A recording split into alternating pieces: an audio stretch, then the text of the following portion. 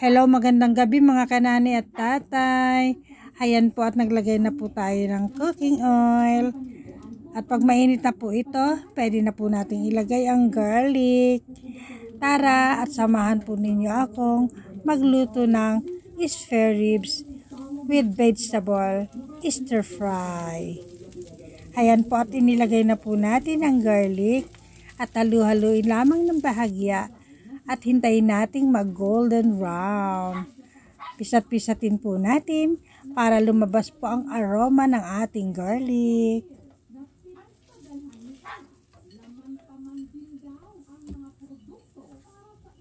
So, ayan. At ilalagay na po natin itong onion.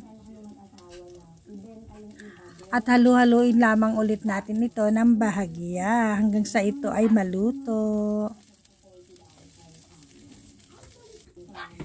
Ayan po mga kanani at tatay, no? At ilalagay na po natin itong pork spare ribs. Medyo malalaki po ang slice nito, no? Mga kanani at tatay. Halu-haluin lamang po ng bahagya. Halu-halo lang. Ayan. Ayos-ayusin lang natin ang ating pan.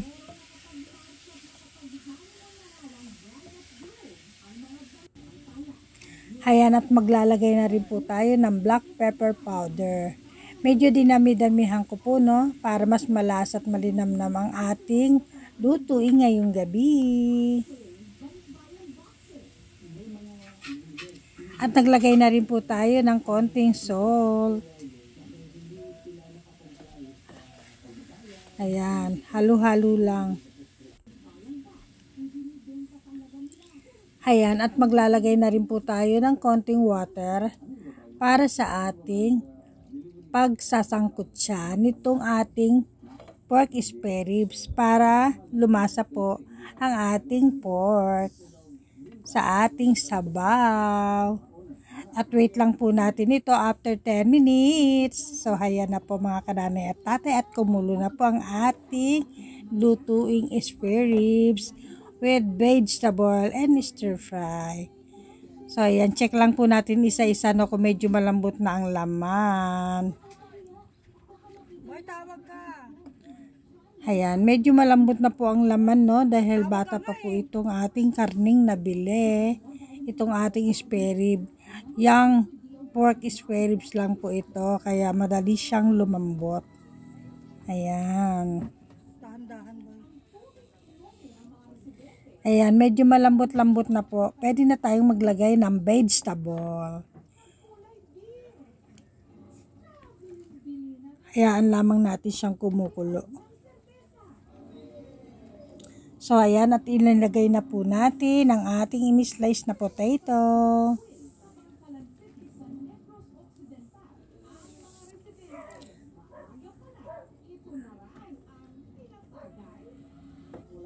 At takpan lamang po natin ito sa loob lamang po ng 3 minuto.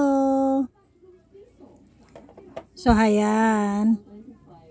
After 3 minutes, pwede na po natin ilagay ang ating Baguio beans.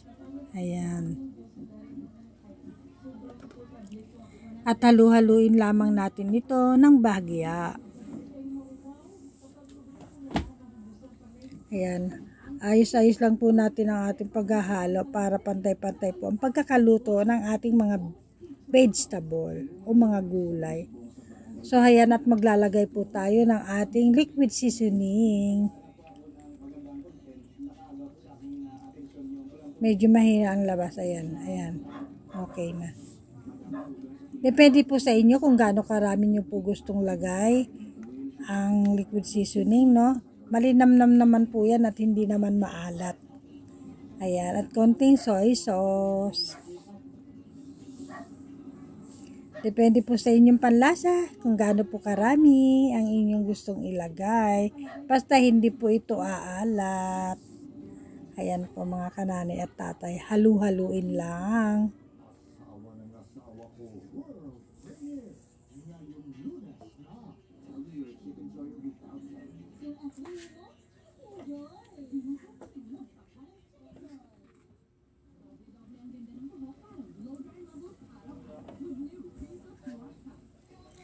So ayan mga kananay at tatay at muli na rin pong kumulo ang ating lutuin. So naglagay po tayo ng sugar.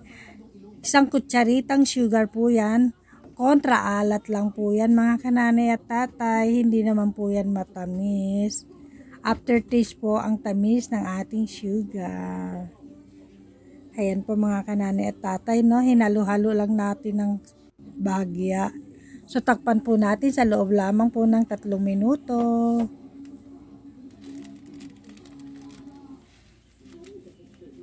Ayan po.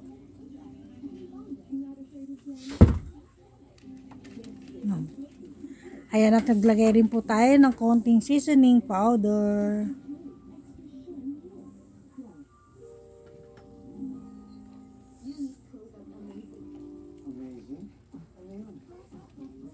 At ilagay na po natin itong ating tauge. Ayan po ang vegetable na nilagay ko. Alam niyo po mga kananay at tatay, sa totoo lamang, kahit anong pong vegetable ang paghalu-haluin natin, sahugan man natin ito ng pork, buto-buto, chicken, or shrimp, or atay balunan, pwede po. Depende po sa inyong pagluluto kung paano nyo po pasasarapin ang ating lutuin.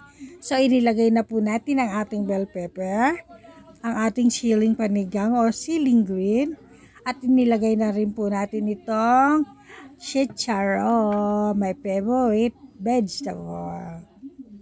So, ayan, dahil yan po ay madali lamang lutuin, kaya last na natin siyang inilagay. So, halu-haluin lamang po natin ito ng bahagya. At katamtamang apoy lamang po para hindi po malamog ang ating mga gulay. Mga gulay na ating kailangan sa ating katawan. Mga gulay, pampahaba ng buhay. Ayos. Pasensya na mga kananay at tatay. Ganado lang. So, takpan po natin ito sa loob lamang ng 2 minutes. Ayan po mga kananay at tatay at half cook lamang ang ating chicharo at ang ating bell pepper. Ayan, nagkabulol-bulol na ang inyong inday. Pasensya na. Ayan, ayos-ayos lamang po natin mga kananay at tatay, no? So, luto na po ito mga kananay at tatay. Ayan. Ayan at luto na po at pwede na po natin patayin ang ating kalan. Sana po ay naibigan ninyo ang ating munting lutuin mga kananay at tatay. At kung kayo po ay bago pa lamang sa ating munting channel, huwag niyo pong kalimutang mag-like at mag-subscribe and comment down below. At pakiclick na rin po ang ating notification bell para lagi po kayong updated sa ating mga susunod pang lutuin. Ayan po mga kananay at tatay. Hanggang dito na lamang po ang ating munting video. Sana po ay naibigan ninyo. Hanggang sa muli, ito po si Banang's Vlog. Bye-bye!